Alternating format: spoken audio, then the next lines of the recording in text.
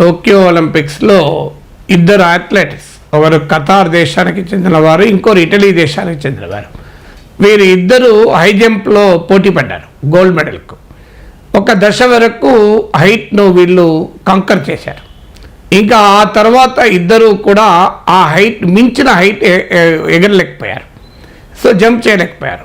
అప్పుడు జడ్జెస్ ప్రతిపాదన ఏంటంటే ఫైనల్ కంటెస్ట్ ఉంటుందా, ఫైనల్ కంటెస్ట్ మీరు రెడీనా? ఎందుకంటే ముందు 3 ఛాన్సెస్ ఇస్తారు. 3 ఛాన్సెస్లో ఈక్వల్గా జంప్ చేశారు, ఈక్వల్ హైట్ను జంప్ చేశారు. ఇక మీరు ఫైనల్ మెడల్ను తేల్చేటువంటి ఫైనల్ జంప్కు సిద్ధమా అని అడిగారు. అడిగితే ఖతార్కు చెందిన అథ్లెట్ మేము ఈ మెడల్ను షేర్ చేసుకోవచ్చా అని అడిగాడు. దానికి ఇటలీకి చెందినటువంటి పోటీ అథ్లెట్ కూడా ఓకే నేను కూడా రెడీ షేర్ చేసుకోవటానికి, మేమిద్దరము గోల్డ్ మెడల్ షేర్ చేసుకోవచ్చా అని జడ్జిని కోరారు.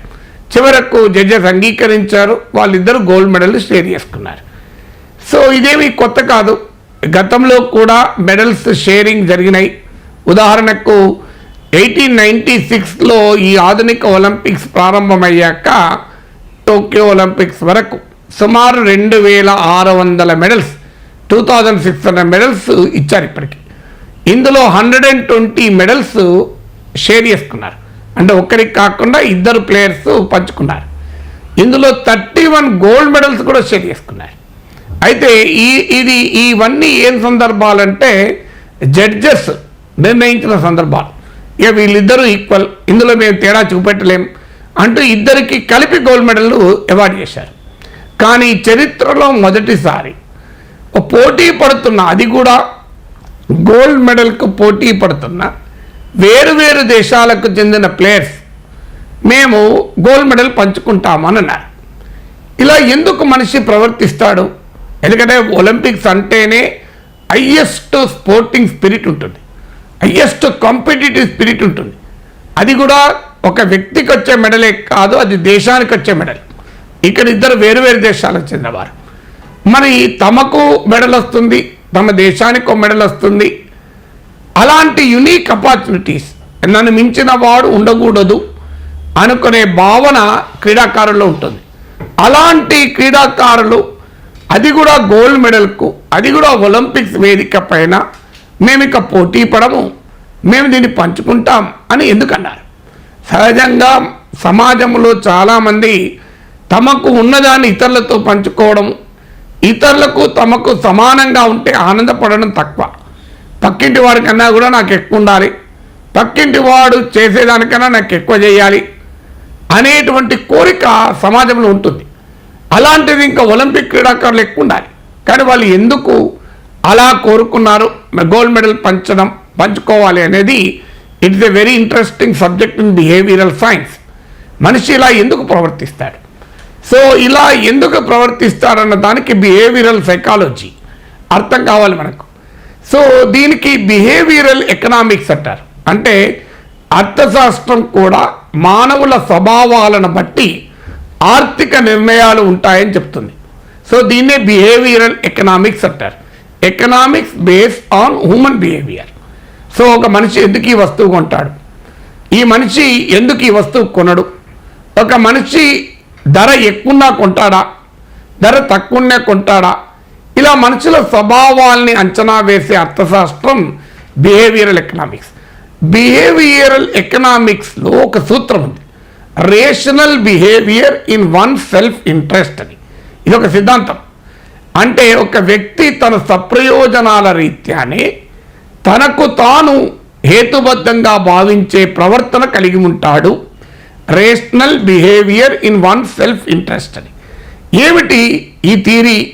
ఈ థియరీ ఏం చెప్తుంది అంటే, ఒక వ్యక్తి తాను చేసే పనుల వల్ల నుంచి కానీ, తాను వినిమయం చేసే వస్తువులు సేవల నుంచి కానీ ఏ రకమైన సాటిస్ఫాక్షన్ పొందుతాడు అనే దాన్ని యుటిలిటీ ఫంక్షన్ అంటారు. ఈ యుటిలిటీ ఫంక్షన్ను మెజర్ చేయడం ద్వారా, అంటే తాము చేసే పనుల నుంచి ఎలా సంతృప్తి పొందుతాడు, తాము వినియోగించేటువంటి వస్తువుల నుంచి సేవల నుంచి ఎలా సంతృప్తి పొందుతాడు అనే దాన్ని మెజర్ చేసేదాన్ని యుటిలిటీ ఫంక్షన్ అంటారు. ఈ యుటిలిటీ ఫంక్షన్ ఆధారంగా ఈ rational behaviour in one self interest అనే సిద్ధాంతం మనుషుల్ని 3 రకాలుగా వర్గీకరిస్తుంది. మొదటిది రిస్క్ అవర్స్, అంటే రిస్క్ తీసుకోవటానికి ఏ రకంగానూ సిద్ధపడరు. రెండవ వారు రిస్క్ లవింగ్, వాళ్ళు రిస్క్ తీసుకోవటానికి ఆనందపడతారు. మూడో వాళ్ళు రిస్క్ న్యూట్రల్, అంటే రిస్క్ తీసుకోవడానికి రెడీగా ఉంటారు, తీసుకోకపోవడానికి కూడా రెడీగా ఉంటారు. సో వాళ్ళకు రెండింటి మధ్య పెద్ద తేడా ఉండదు. సో ఈ రిస్క్ లవింగ్ అండ్ రిస్క్ వ్యతిరేకంగా ఉండడం, రిస్క్ తీసుకోవడానికి ఆసక్తిగా ఉండడం, దీన్ని బట్టే చూడండి మీరు మనుషులు అభివృద్ధి కూడా దీన్ని బట్టే ఉంటుంది. ఎందుకంటే రిస్క్ తీసుకోవటానికి సిద్ధపడుతున్న కొద్దీ మనిషిలో అద్భుతమైన అభివృద్ధి సాధించవచ్చు, లేదా భారీగా దెబ్బతినచ్చు, ఏమైనా జరగచ్చు. It's a risk. ఆ రిస్క్ తీసుకొని రెడీ అవుతారా అనేది క్వశ్చన్. సో ఇప్పుడు ఉదాహరణకు నీకు ఉద్యోగం వస్తుంది, ఆ ఉద్యోగాన్ని మానేసి ఒక బిజినెస్ మొదలు పెడతావు, రిస్క్. కానీ ఈ రిస్క్ తీసుకున్నప్పుడు నీవు ఆ ఉద్యోగంలో ఉన్నవాడు అక్కడే ఉండొచ్చు, బిజినెస్లో ఉన్నవాడు చాలా పైకి డెవలప్ కావచ్చు.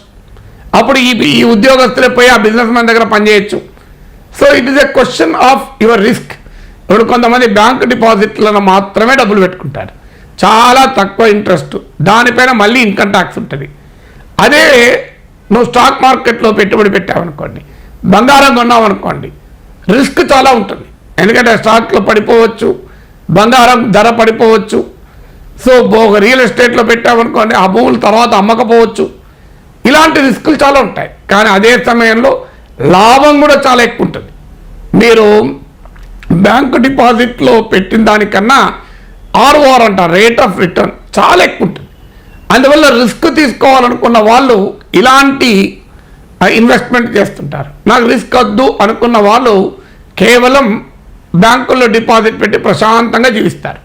సో ఇది దేని నుంచి సంతృప్తి పొందడం అంటే, ఒక వ్యక్తి తనకు రిస్క్ అవసరం లేదు, తనకు తక్కువ వడ్డీ వచ్చినా మంచిదే, నేను ప్రశాంతంగా ఉండాలి అనుకుంటాడు. అలాంటి వ్యక్తి అతను రిస్క్ తీసుకోడు. కానీ నాకు ప్రశాంతత కాదు ముఖ్యం, నేను బాగా సంపాదించాలి అనుకున్నవాడు రిస్క్ తీసుకుంటాడు. సో అందువల్ల మనిషి దేని నుంచి సంతృప్తి పొందుతాడు అనేది ఎకనామిక్ డిసిషన్స్కు కీలకమవుతుంది. సో దేని నుంచి సంతృప్తి పొందుతాడు అనుకున్న వారు ఇన్నోవేషన్, దాన్ని బట్టి వాళ్ళ ఇన్నోవేషన్ ఉంటుంది, వాళ్ళ డెవలప్మెంట్ ఉంటుంది. సో ఇలా మనుషుల ప్రవర్తనను మనం విశ్లేషిస్తే, సో ఇక్కడ జరిగింది ఏంటి, రిస్క్ తీసుకోవటానికి సిద్ధంగా లేని వారు గ్యారంటీడ్ అవుట్కమ్స్ చూస్తారు. అంటే నాకు ఇప్పుడు ఉదాహరణకు బ్యాంక్ డిపాజిట్లో పెట్టాను, 5% 6% వడ్డీ గ్యారంటీ, ఇక ఎక్కువ రాకపోవచ్చు, ఇదైతే గ్యారంటీ.